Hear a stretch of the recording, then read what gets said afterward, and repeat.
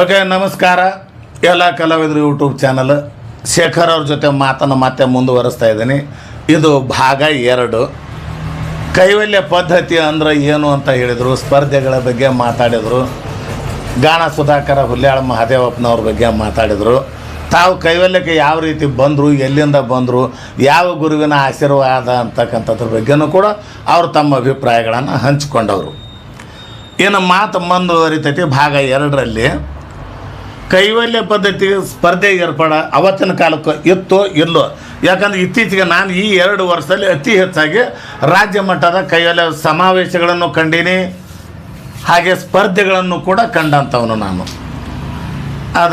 ನೀವು ಅಷ್ಟು ವರ್ಷದಿಂದ ಬಂದವರಲ್ಲ, ಅವಾಗ ತಾವು ಕಲಿಯೋಕ್ಕೆ ಆರಂಭ ಮಾಡಿದ ಕಾಲದಲ್ಲಿ ಕೈವಲ್ಯ ಪದ್ಧತಿಯ ಸ್ಪರ್ಧೆಗಳು ನಡೀತಿತ್ತ ಇಲ್ಲ.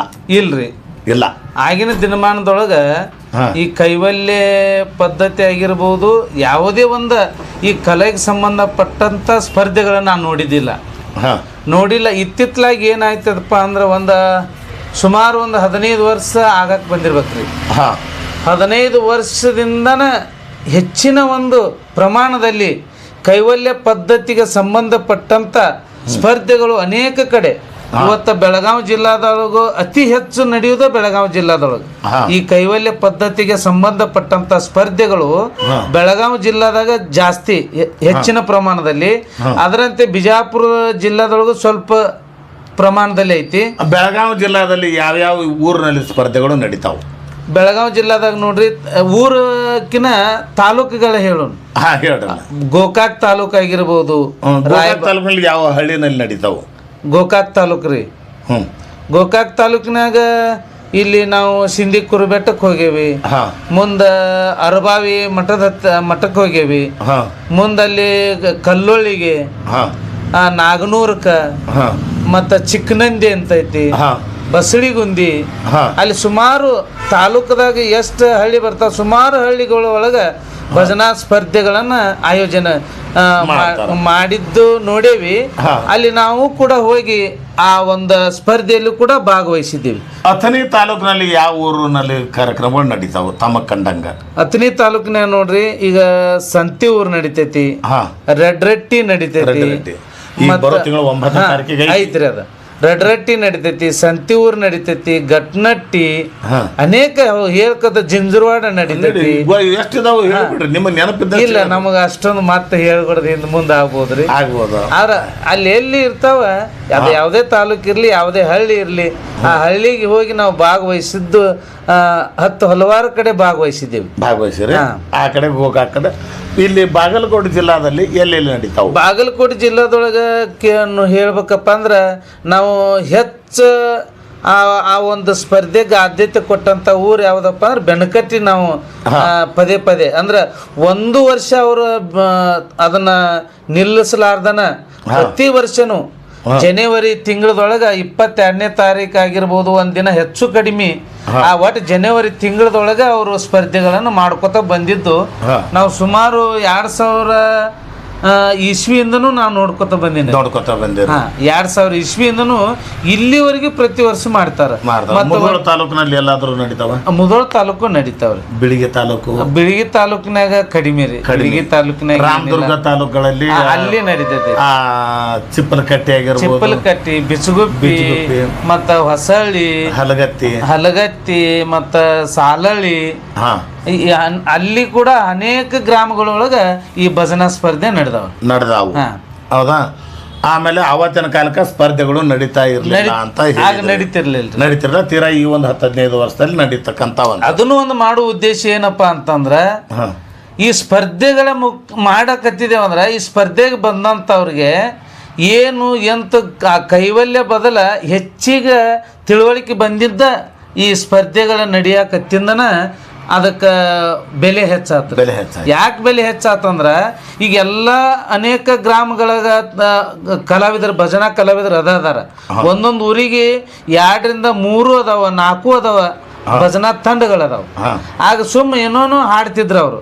ಈ ಭಜನಾ ಸ್ಪರ್ಧೆ ಏನು ಆಯೋಜನೆ ಮಾಡಾಕತ್ತಿದ್ರು ನಮ್ಮ ಜಿಲ್ಲೆ ಒಳಗಾಗ್ಲಿ, ನಮ್ಮ ರಾಜ್ಯದೊಳಗಾಗ್ಲಿ, ಅದು ಕೈವಲ್ಯ ಆಧಾರಿತವಾಗಿನೇ ಹೆಚ್ಚಿನ ಒಂದು ಸ್ಪರ್ಧೆ ನಡೆಯಾಕತ್ತಿದ್ವು. ಆ ನಂತರ ಅದಕ್ಕೊಂದು ಅದಕ್ಕೆ ಗೌರವ ಬತ್ತು. ಯಾಕೆ ಅದನ್ನು ಮಾಡಿದಕ್ಕೆ ನಮಗೆ ಅನುಕೂಲ ಆತಪ್ಪ ಅಂದ್ರೆ ಅಕ್ಷರಗಳ ಸುಧಾರಿಸಿ ಹಾಡಾಕ ಕಲ್ತಿದ್ದ ನಾವು ಈ ಸ್ಪರ್ಧೆ ನಡೆಯಾಕತ್ತಿದ್ದ ಮೇಲೆ.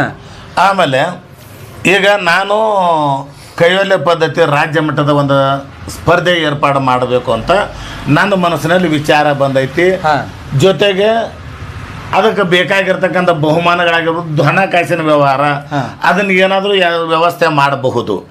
ಆದ್ರೆ ಕಾರ್ಯಕ್ರಮಗಳನ್ನು ಆಯೋಜನೆ ಮಾಡಿದ ನಂತರ ಅದನ್ನು ಆಚರಣೆಗೆ ತಂದು ಆ ಒಂದು ಸ್ಪರ್ಧೆಯನ್ನು ಏರ್ಪಾಟು ಮಾಡಬೇಕಾದ್ರೆ ಪೂರ್ವ ನಿಯೋಜಿತವಾಗಿ ಏನೇನು ಕ್ರಮಗಳನ್ನು ಅಥವಾ ಏನು ನಾವು ವ್ಯವಸ್ಥೆ ಮಾಡ್ಕೋಬೇಕು, ಅದಕ್ಕೆ ಬೇಕಾಗಿರ್ತಕ್ಕಂಥ ವ್ಯವಸ್ಥೆ ಏನು, ಅದನ್ನು ಪ್ರಚಾರ ಯಾವ ರೀತಿ ಮಾಡಬೇಕು. ಹಿಂಗೆ ನಾನು ಸ್ಪರ್ಧೆ ನಡೆಸ್ತೀನಿ ಅಂತ ಪ್ರಚಾರ ಯಾವ ರೀತಿಯಲ್ಲಿ ಮಾಡಬೇಕು.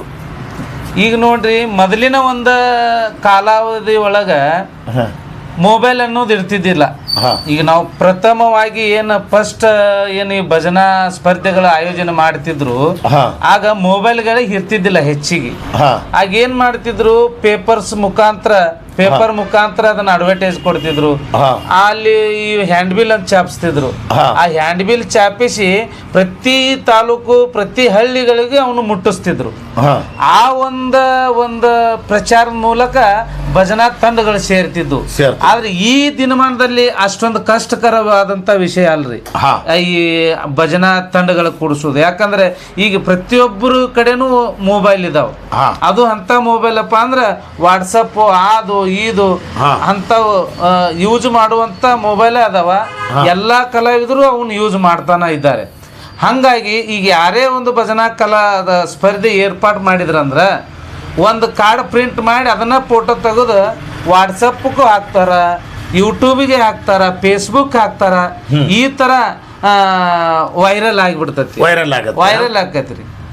ಆಮೇಲೆ ಒಂದು ವೇದಿಕೆ ಅಂತ ನಾವು ರೆಡಿ ಮಾಡ್ತೀವಲ್ಲ, ವೇದಿಕೆಗೆ ಬೇಕಾಗಿರ್ತಕ್ಕಂಥ ಸೌಂಡ್ ಸಿಸ್ಟಮ್ಮು, ಹಾಗೆ ಎಷ್ಟು ಮೈಕ್ಗಳು ಬೇಕಾಗ್ತಾವು, ಎಷ್ಟು ಮೈಕ್ ಬೇಕಾಗ್ತಾವು, ಸೌಂಡ್ ಕ್ವಾಲಿಟಿ ಯಾವ್ದು ಇರಬೇಕು ಅನ್ನೋದು, ಆಮೇಲೆ ಮಾನಿಟೈಸ್ ಆಗಿರ್ಬೋದು, ಜೊತೆಗೆ ಅಷ್ಟೇ ನಿರ್ಣಾಯಕರನ್ನು ಕೂಡಿಸ್ತಕ್ಕಂಥ ವ್ಯವಸ್ಥೆ ಏನೇನು ಮಾಡಬೇಕು ಅನ್ನೋದ್ರ ಬಗ್ಗೆ ಹೇಳ್ರಿ ನನಗೆ. ಸೌಂಡ್ ಎಷ್ಟಿರ್ಬೇಕು, ಮೈಕ್ ಎಷ್ಟಿರ್ಬೇಕು. ಈಗ ನೋಡ್ರಿ, ಈಗ ಕಾರ್ಯಕ್ರಮ ಏನೆಲ್ಲ ನಾವು ಪ್ರಯತ್ನ ಮಾಡಿ ಒಂದು ಕಾರ್ಯಕ್ರಮನ ಆಯೋಜನೆ ಮಾಡಿರ್ತೇವೆ. ಅದ್ರ ತಕ್ಕಂತದ ಒಂದು ನಾವು ಮೈಕ್ ಸಿಸ್ಟಮ್ ಅಲ್ಲಿ ಇಡಬೇಕಾಗತ್ತೆ. ಯಾಕಂದ್ರೆ ಮೈಕ್ ಸಿಸ್ಟಮ್ ಎಷ್ಟು ಕ್ಲಿಯರಿಟಿ ಇರ್ತದಲ್ಲ ಅಷ್ಟು ಕಾರ್ಯಕ್ರಮ ಸಕ್ಸಸ್ ಆಕೈತೆ. ಹಾಗಾಗಿ ಈಗ ಅಲ್ಲಿ ನೋಡ್ರಿ, ಮೈಕ್ ಒಂದು 4 ಮೈಕ್ ವೇದಿಕೆ ಮೇಲೆ ಬೇಕು ಕಲಾವಿದರಿಗೆ. 1-2 ಮೈಕ್ ನಿರೂಪಣೆ ಮಾಡೋರಿಗೆ, ಅಲ್ಲಿ ಜಡ್ಜಸ್ ಏನು ಕೂತಿರ್ತಾರ ಅವರಿಗೆ ಅಲ್ಲಿಗೆ 1-2 ಮೈಕ್ ಬೇಕು. ಅಲ್ಲಿ ಸೌಂಡ್ ಸಿಸ್ಟಮ್ ಯಾವ್ದಪ್ಪ ಅಂದ್ರೆ ಒಂದು ಮಿಕ್ಸರು, ಒಂದು 500 1000 ಒಂದು ಎಂಪ್ಲಿಪು, ಮುಂದೆ 1-2 ಟಾಪು, 1-2 ಮಾನಿಟ್ರು.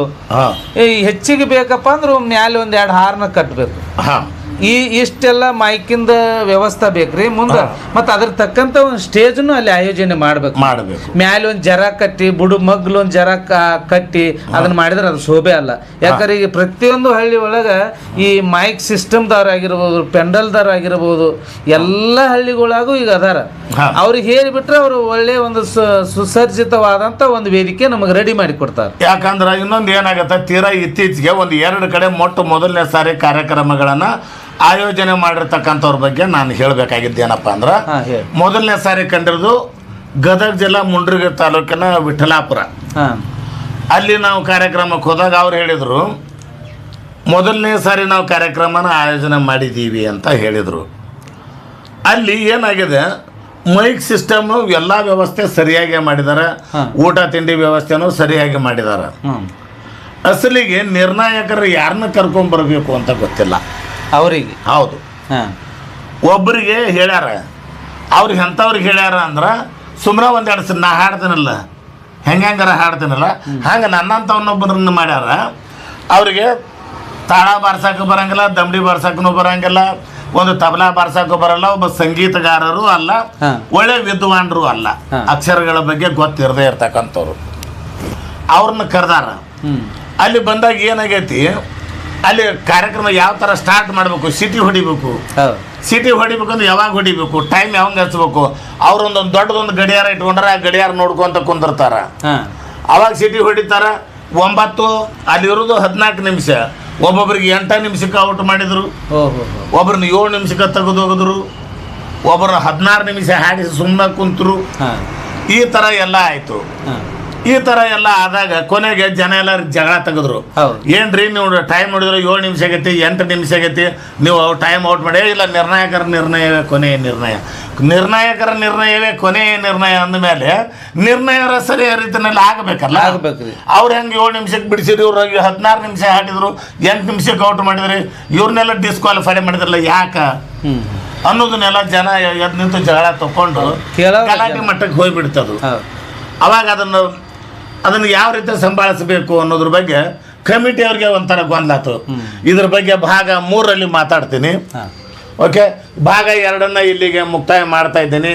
ಭಾಗ 3 ಅದನ್ನೇ ಮತ್ತೆ ಮುಂದುವರಿಸ್ತೀನಿ. ನಮಸ್ಕಾರ.